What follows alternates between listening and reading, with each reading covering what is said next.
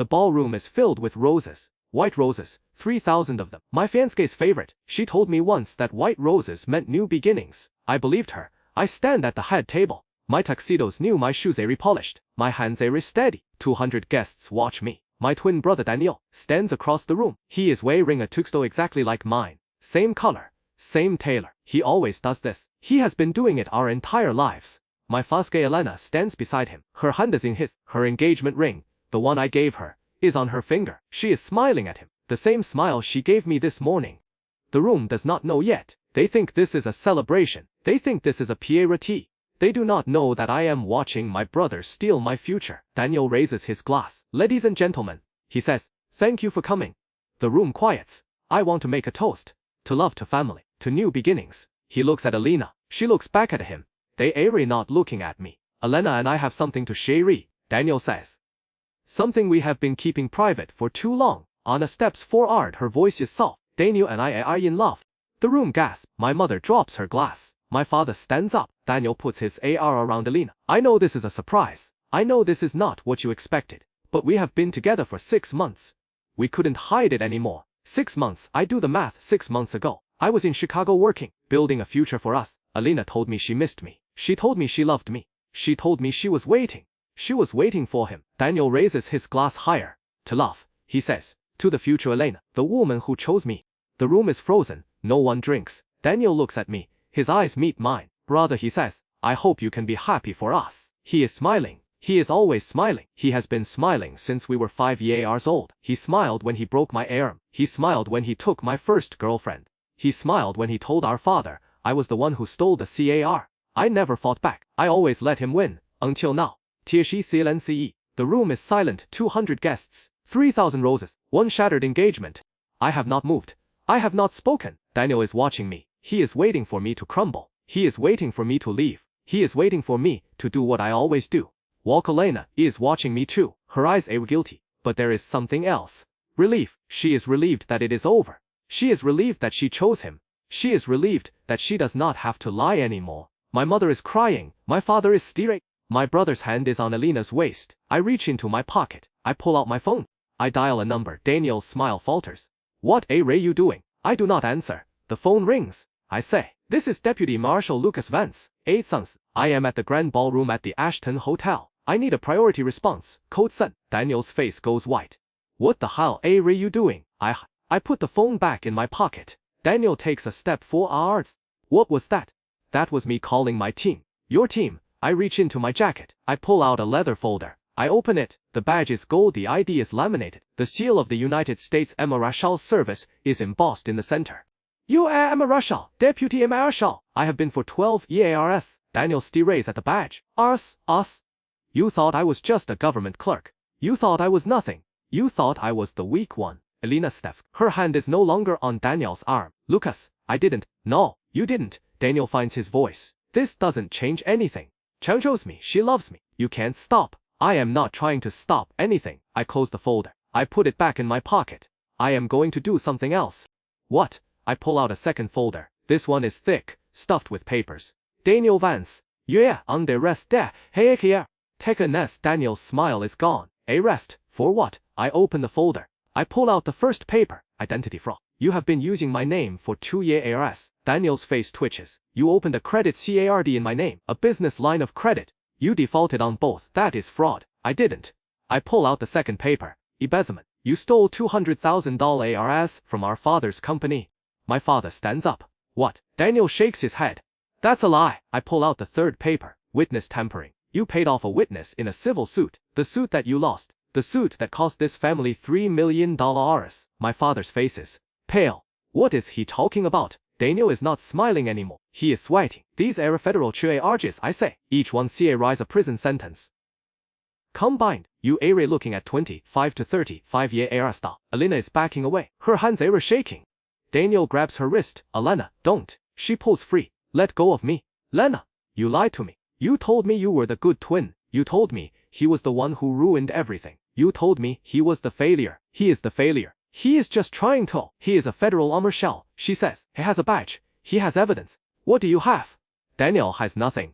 He is standing in the middle of the room, surrounded by 200 witnesses. his hand on the woman he stole. He has nothing. I step closer. 6 months, I say. You spent 6 months seducing my fiancée. You spent 6 months lying to her. You spent 6 months telling her I was the bad guy. She chose me. Because you lied to her. Elena moves to my side. Her eyes are on Daniel.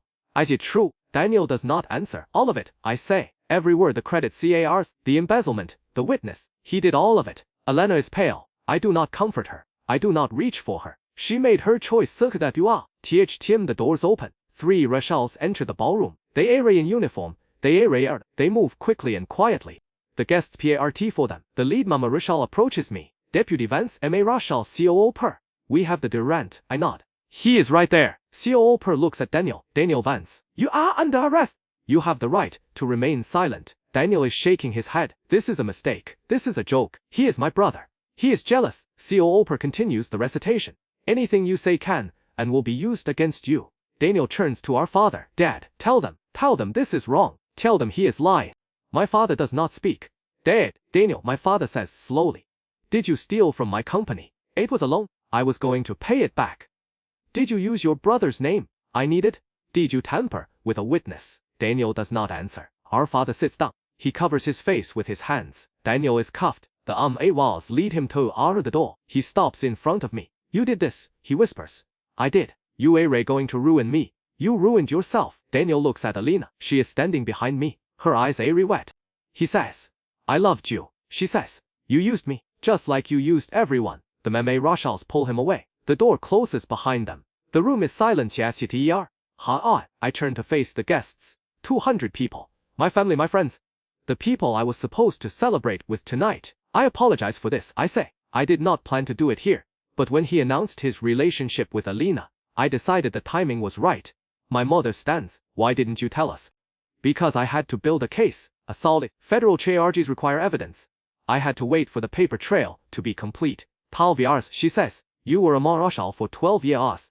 And you never told us. I am a deputy Marshal. I enforce federal law. My identity is classified for a reason. This family is complicated. Daniel has a history of taking advantage of my vulnerability. You mean your kindness? I mean my silence. I never fought back. I never defended myself. I let him take everything. Because I thought it was easier. My father looks up. And now I am done.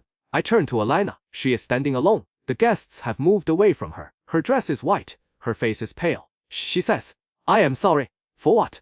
For everything. For believing him. For not asking questions. You knew about the credit cars. She freezes. You knew, I say. He told you he needed to use my name. You helped him open those accounts. I thought.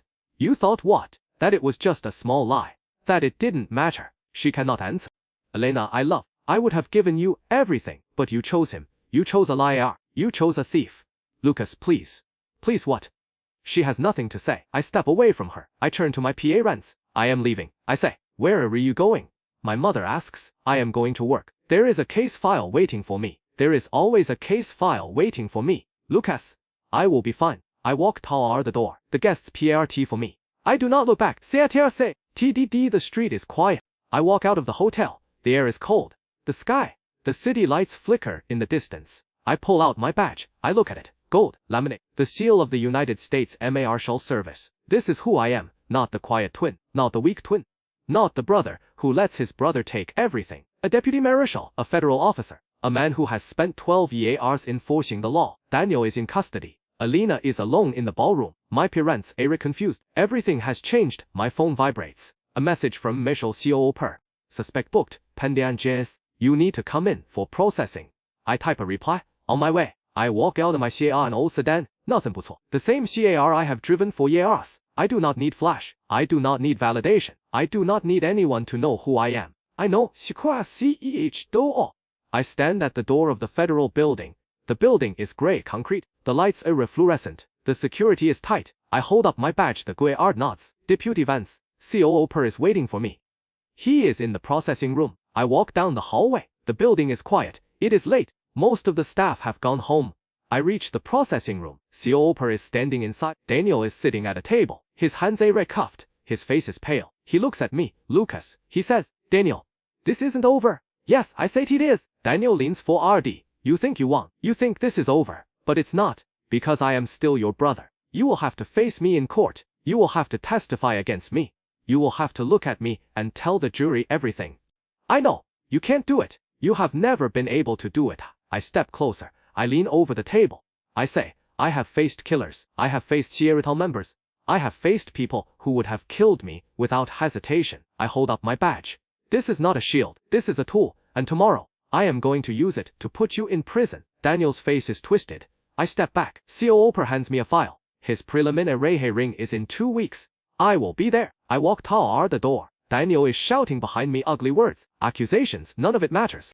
I step out of the processing room. The door closes. The hallway is empty. I am standing alone. The badge is in my hand. The file is under my arm. I walk toward the exit. The night is cold. The sky is dark. I do not look back.